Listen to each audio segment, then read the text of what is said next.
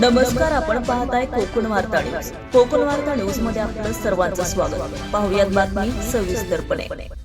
दिनांक 23 रोजी संत गाडगेबाबा जयंतीनिमित्त स्वच्छता अभियान राबवण्यात येत आहे.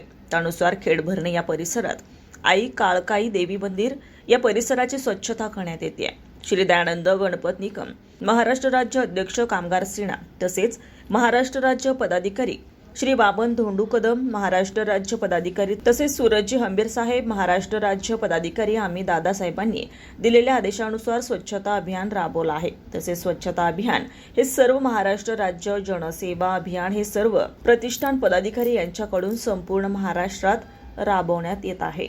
ब्युरो रिपोर्ट, कोकण वार्ता न्यूज, खेड.